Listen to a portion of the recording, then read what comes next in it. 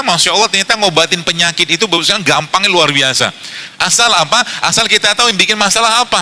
Jadi kalau Anda sudah ngerti konsep ini Masya Allah banyak penyakit bisa hilang. Keluhannya tubuh kita itu dia nggak langsung sakit, tapi tubuh kita itu kalau ada masalah, dia pasti akan ngomong, sering batuk pilek, sering pusing, sering pegel-pegel, mens bermasalah, tidur bermasalah, itu tanda. Kalau kita mau nilai status kesehatan kita, sebenarnya bisa belajar dari...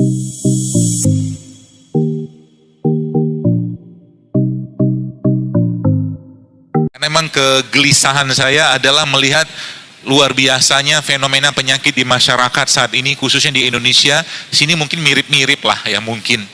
Yang akhirnya saya katakan ini tidak bisa diselesaikan dari konsep-konsep pengobatan yang ada, yaitu pengobatan konvensional atau pengobatan modern seperti ini. Artinya apa? Pasti ada tuntunan dalam Islam yang mengatur ini semua, sehingga harusnya umat Islam menjadi umat yang paling kuat, umat yang paling sehat. Kalau apa? Kalau follow the rules, kalau ngikutin rulesnya. Kalau rules ini tidak diikutin, pasti muncul masalah. Ini yang saya coba tadaburi, ternyata Masya Allah, ternyata ngobatin penyakit itu bukan gampangnya luar biasa. Asal apa? Asal kita tahu yang bikin masalah apa. Jadi selama ini, ya saya pribadi karena dulu sekolah dokter 6 tahun, tapi ada satu hal di sana yang menurut saya kurang, karena dokter nggak diajarin ilmu gizi. Dokter hanya 2 SKS diajarkan ilmu gizinya, tapi itu pun cuma numpang lewat aja. Jadi kalau kita mentadaburi berbagai macam hal yang Allah ciptakan, atau saya sebutnya produk ciptaan Allah, Bapak sekalian, itu subhanallah akan banyak sekali tanda-tanda tadi yang kita bisa lihat. Contoh, iseng gitu kan? Tidak mungkin juga, maaf, iseng Allah menciptakan pare ini rasanya pahit, gitu loh. Nggak mungkin juga iseng Allah menciptakan terong ini warnanya ungu. Coba lihat, makanya petani itu, kalau Bapak Ibu pernah belajar ilmu zakat, petani itu paling besar zakatnya. Kenapa? Karena modal nanam biji doang. Ya kan? Dia ambil bijinya, kalau biji pare, biji terong ditanam, tutup pakai tanah, kasih air. Tapi siapa yang tumbuhkan? Akarnya, batangnya, pohonnya, buahnya, daunnya. Allah tumbuhkan semua. Sehingga petani itu zakatnya lebih besar karena kontribusi dia nggak banyak. Petani tidak bisa menciptakan rasa pahit di sini. Allah yang menciptakan rasa pahitnya. Seperti itu. Petani nggak bisa menciptakan katakanlah air dalam timun seperti ini. Allah yang ciptakan air di dalamnya. Tidak bisa. Tomat berwarna merah kayak begini, Allah yang ciptakan ini menjadi merah. Apa maksudnya? Pasti ada maksud. Kenapa Allah kasih ada rasa pahit, ada rasa kecut, ada rasa katakanlah seperti rasa wortel kayak begini, atau rasa seperti sayur kayak begini. Semua ada maksud. Pasti semua ada maksud. Dan disitulah akhirnya perenungan saya itu mulai terus saya rasakan, oh ternyata saat ini kalau boleh saya katakan, yang jadi masalah itu apa? Yang jadi masalah adalah manusia nggak ngerti lagi apa yang dimakan. Sedangkan begini, logika sederhana gini Bapak sekalian. Kalau Anda beli mobil, sebelah mungkin mobil Toyota. Mobil Toyota kalau kita beli, ya pasti Toyota atau pabrik Toyota bikin spare partnya, gitu loh. Pasti mobil Toyota bikin spare partnya, nggak mungkin nggak. Ada radiatornya lah, ada bannya lah, ada pelek lah, macam-macam lah, saya nggak paham. Manusia, Allah ciptakan apa? Atau apa fungsi atau peran manusia? Jelas dalam Al-Quran Allah sampaikan, wa ma khalaqtul jinna wal insa illa liya'budun, kata Allah. Kami jadikan atau ciptakan manusia itu beribadah untuk menyembah Allah. Nggak ada yang lain. Yang kedua apa? Khalifah fil ard. Khalifah itu gagah, ya, badannya kuat, nggak sakit-sakitan. Batuk musim dingin sedikit salah musim panas sedikit salah musim, rambutan datang salah, durian datang salah, duku datang salah, semua salah. Di Indonesia kayak begitu. Jadi rambutan disalahkan, jangan makan rambutan nanti batuk pilek. Salah siapa? Nggak ada salah rambutan. Hujan datang, anak-anak malah nggak disuruh mandi hujan. Justru malah Nabi SAW ketika musim hujan atau mungkin datang hujan, beliau membuka penutup kepala beliau. Dibuka semua, boleh katakan ini rahmat dari Allah yang baru saja turun dari langit. Makanya sebenarnya kalau Anda ada kesempatan hujan-hujanan, jangan pakai payung. Jangan pakai payung. Justru malah begini, saya punya teman, beliau ini seorang ustadz juga lah di daerah Pekanbaru. Beliau ngobatin pasien-pasien yang kena skizofren, ya, gila atau narkoba seperti. Salah satu terapinya lah mandi hujan. Salah satu terapinya mandi hujan. Kalau kita baca dalam Al-Quran, di situ Allah katakan apa? Hujan itu rahmat. Dia menghilangkan kesedihan. Dia menghilangkan kegalauan. Itu baru satu saja. Ya seperti. Jadi kalau lagi hujan, mandi hujan aja. Tensinya bisa turun. Kena dingin kan? Itu baru satu. Nah kita akan bahas. Dan ternyata ngobatin penyakit itu gampang. Kalau apa? Kalau kita benar-benar paham ya. Kita paham, oh ternyata yang jadi masalah selama ini apa? Oh ternyata ada satu yang kita lupa. Ada satu yang kita lupa. Apa itu? Bahwa konsep kesehatan dalam Islam itu Bapak Ibu sekalian bukanlah bermula dari fisik, tapi Ibnu Qayyim Al-Jauziyah yang kita lihat dari sebuah hadis Nabi SAW, Nabi katakan apa? Ala wa inna fil jasad mudghah iza solahat solahat jasad kulluhu wa iza fasadat fasada jasad kulluhu. Kata Nabi apa? Ketahui dalam tubuh manusia terdapat segumpal daging. Ini kata kunci dasarnya. Jadi kalau Anda sudah ngerti konsep ini Masya Allah banyak penyakit bisa hilang. Kata Nabi apa? Kalau dia baik, iza solahat solahat jasad kulluhu wa iza fasadat fasada jasad kulluhu. Kalau dia baik, baiklah semua. Kalau dia rusak, rusaklah semua. Itu dasarnya dulu. Ya. Kolbu itu dia pengendalinya. Jadi kalau boleh saya katakan, apakah kolbu ada penyakit? Jelas ada. Kolbu itu ada penyakitnya. Penyakitnya apa? Kalau nggak syubhat, syahwat. Penyakit kolbu itu kalau nggak syubhat, syahwat. Apa hubungan dengan kolesterol? Baik, tanyalah pada orang yang kena kolesterol tinggi, Tanya sama mereka, kira-kira apakah mereka rutin berpuasa, apakah mereka rutin makan sayur, makan buah, minum air putih, olahraga? Jawabannya kemungkinan besar tidak. Apa hubungan dengan kolbu tadi? Nah sekarang begini, ini kita ngetes dulu ya. Apakah kita selama ini memanjakan nafsu kita, karena kolbu itu kan ada penyakitnya, syahwat sama syubhat, nafsunya diutamakan. Kita lihat, contoh. Saya mau, katakanlah di depan ini banyak disiapkan makanan ya, ini contoh aja. Misalkan ya, ini ada, ini siapin panitia nih, Masya Allah, lihat, sedap sekali nih. Ini ada nasi coklat, kelihatan ya, salah satu beras yang paling saya suka, karena dia memang seratnya masih tinggi, dan indeks glikemiknya juga tidak terlalu tinggi seperti halnya nasi putih. Ya, ada beras coklat, ada sayuran. Menurut Anda ini makanan sehat nggak? Nanya dulu nih. Makanan sehat? Yakin? Kok ragu-ragu gitu? Yakin lah ya. Kalau saya insya Allah ini makanan sehat. Ya, ada sayurnya, ada proteinnya. Meskipun ini sampel aja. Kalau makan sebanyak ini juga berlebihan. Nah, ini makanan sehat. Pertanyaannya, ini katakanlah di kanan saya, ini nih makanan sehat. Sekarang di tangan kiri saya, misalkan ada nasi goreng. Kebayang? Bayangkan saja, ada nasi goreng dari nasi putih, digoreng pakai minyak kelapa, minyak sawit dikasih tepung, dikasih kerupuk, dikasih bakwan, dikasih telur, diminum pakai es teh manis. Wow. Menurut Anda kira-kira sehatan yang ini yang kanan atau yang kiri? Kanan. Kalau Anda disajikan itu, kira-kira Anda makan yang mana? Sudah mulai paham kenapa banyak penyakit sekarang? Sudah jelas-jelas sehat, nggak dipilih. Yang dipilih apa? Yang enak. Enak belum tentu sehat. Setiap, kalau saya penodaan.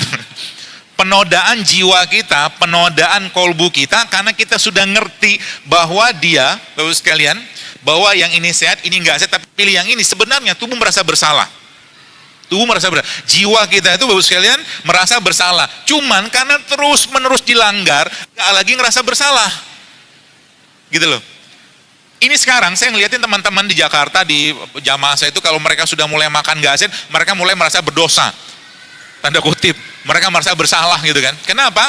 Karena mereka udah jalan tuh. Pikirnya udah jalan. Kalau tadi Bapak Ibu baca, atau mungkin dengar ayat Allah dalam Al-Quran tadi, surat Abasa tadi, kan di situ ada, "Falyanzuril insana ila ta'amih, anna sobabna ma'asobba." Perhatikan yang kalian makan, kata Allah. Bagaimana Allah menciptakannya, menurunkannya, segala macam. Seperti itu. Jadi akhirnya mereka itu sekarang, ya Masya Allah kadang-kadang saya tuh kayak jadi polisi sehat. Polisi maksudnya pernah satu hari ada acara kajian di JCC, itu tiba-tiba ada seorang ya teman artis gitu kan, dia bawa nasi goreng. Lihat ada Zailul Akbar situ, sembunyi sama dia. Ada Dr. Zailul, saya bilang ngapain juga? Lah, ente punya badan sendiri, Anda makan sehat saya nggak ada baperan, silakan aja. Tapi ingat, tubuh kita pasti ngomel kalau dikasih makanan seperti itu terus. Ingat, keluhannya tubuh kita itu dia nggak langsung sakit, tapi tubuh kita itu kalau ada masalah, dia pasti akan ngomong, sering batuk pilek, sering pusing, sering pegel-pegel, mens bermasalah, tidur bermasalah, itu tanda bahwa tubuhnya minta perhatian. Ya salahnya orang zaman sekarang apa? Ketika pusing, ujuk-ujuk langsung minum paracetamol. Betul? Padahal pusing bisa jadi karena apa? Kurang air juga pusing, kurang tidur juga pusing, kurang glukosa juga pusing, kurang katakanlah banyak kurang duit juga pusing. Bisa juga. Seperti itu ya. Jadi kita lihat dulu sekarang, nanti insya Allah kita mudah-mudahan ya Allah mudahkan, Allah sempatkan waktunya sehingga kita ngerti sebenarnya cara ngobatin itu gampang, asal apa kita ngerti. Dan ada banyak orang bilang sama saya, ngapain ikutin Zailul Akbar, repot bener. Ya di sini ada tempe nggak? Mana tempe? Oh nggak ada tempe. Ini tempe paling keren yang saya pernah temuin. Biasa pakai daun pisang. Jadi ada yang bilang begini,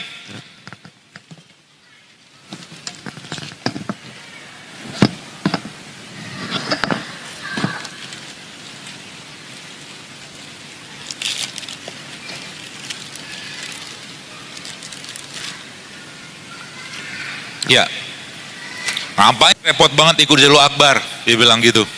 Makan tempe, makan kurma, makan aja gorengan hari. Di Indonesia kayak begitu kan? Silakan, tafadhol, saya bilang silakan aja. Tapi ingat, itu punya titik maksimalnya. Sampai pada suatu titik dia nggak bisa ngomong lagi, muncullah penyakit, gitu loh. Kemarin seorang ustadz, saya nggak usah sebutin siapa lah. Dia bilang, Ustadz, kurangilah makan nasi, saya bilang sama dia kan. Apa nikmat dari Allah, dia bilang. Betul, silakan. Saya ketawa aja. Macam-macam dia punya hujah-hujah. Dia kan sudah tiba-tiba saya dapat laporan, dok, mau konsul nih, dia bilang. Kenapa? Ini lab saya begini. Ternyata glukosanya sudah hampir 300, HbA1c-nya merupakan salah satu indikator diabetes sudah positif, glukosa puasanya sudah positif. Ya sudah, mau diapain lagi? Gitu loh. Jadi ingat, tubuh tidak bisa ngomel. Bisa dibohongin, boskan. Nah, pertanyaannya, apa hubungan dengan hati tadi?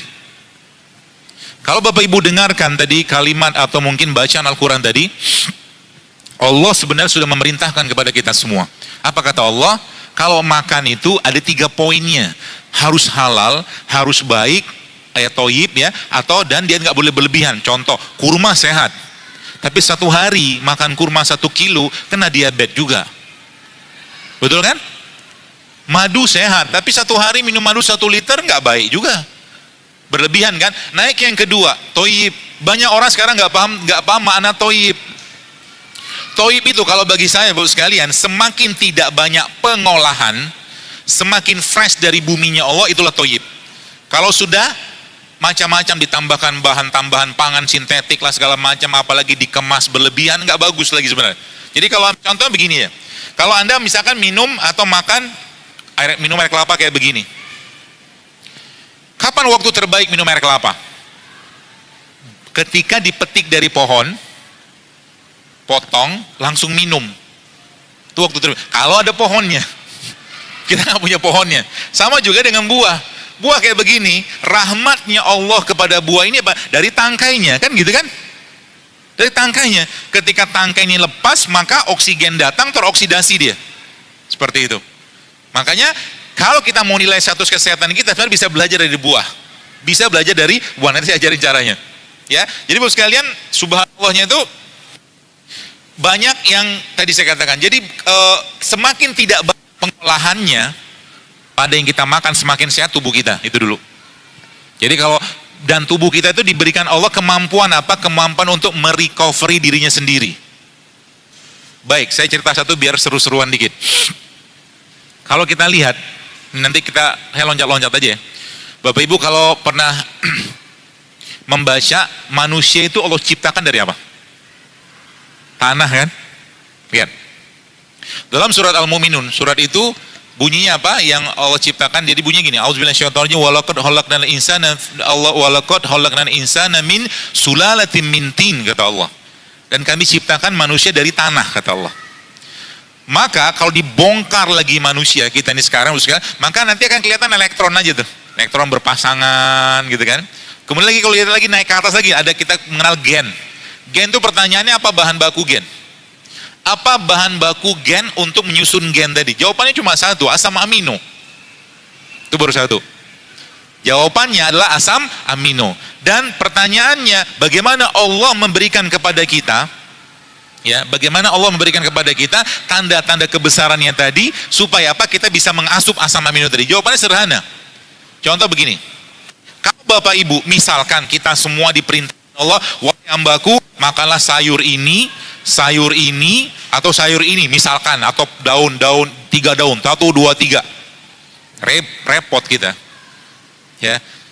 Terus bagaimana kita bisa mengkonsumsi daun ini lebih baik, atau mungkin tanpa mengkonsumsi daunnya kita mendapatkan, jadi isi daun ini apa? Ya, asam amino kan? Baik, bagaimana caranya? Allah katakan dalam surat An-Nahl, Allah katakan apa? Kami wahyukan. Lihat kata Allah. Dan kalau kita lihat situ kata Allah situ apa? Jadi ada satu tentaranya Allah yang bertugas untuk, jadi kalau Bapak Ibu lihat misalkan pohon, ini pohon. Ada akarnya, ada tanahnya di sini. Ada tanah di sini, ada akarnya, ada batangnya, ada daunnya, ada buahnya. Pohon ini menyerap isi tanah. Naik ke atas berupa batang, dari batang dipompa-pompa tadi, kemudian menjadi daun dan akhirnya berbuah, menjadi buah. Jadi isi dari pohon itu ada di kuncupnya. Isi dari pohon itu, isi dari tanah itu ada pada apa? Ada buahnya. Maka Allah perintahkan tentaranya menyedot isi tanah, ya, di kuncupnya tadi. Tentara itu namanya apa? Lebah. Bukan madu, madu produknya. Tentara tadi namanya lebah. Dia mengisap. Jadi isi madu itu apa? Madu itu isinya apa? Orang tahu cuma glukosa, tapi madu itu isinya asam amino. Coba baca penelitiannya. Itu sebabnya Nabi sampai memberikan janjinya kepada kita. Kata Nabi apa? Syifa'u fi salasatin, syarbatil asal wa syartahtil mihjam wa kaitin nar. Kesifa itu, kesembuhan itu ada 3 kata Nabi. Yang pertama apa? Minum madu. Yang kedua berbekam, yang ketiga Jadi dalam madu itu ada janjinya Allah. Kenapa? Asam amino di sini. Baru satu kan? Subhanallah kan, kita lihat tanda-tanda jelas sekali. Nah sekarang kita lihat lagi. Terlindungi nggak dengan baik madu tadi? Terlindungi, lebah jaga dia baik-baik, penjagaan yang sangat ketat. Jangan main-main kalau mau ngerusak dia. Ya, itu asam amino. Kita lihat lagi Bapak sekalian. Masya Allah, akhirnya apa? Saya mencoba mentadaburi. Ini biasa gitu tanda-tanda ini. Sehingga apa? Setiap sesuatu yang Allah lindungi dengan baik, Bapak sekalian, biasanya isinya penting. Madu Allah lindungi dengan lebah tadi, dengan kekuatan jamaah mereka yang luar biasa. Isinya apa? Asam amino. Tinggal buka aja penelitian tentang madu, tentang honey itu. Lihat lagi apa yang Allah ciptakan. Allah juga menciptakan satu produk asam amino terbaik.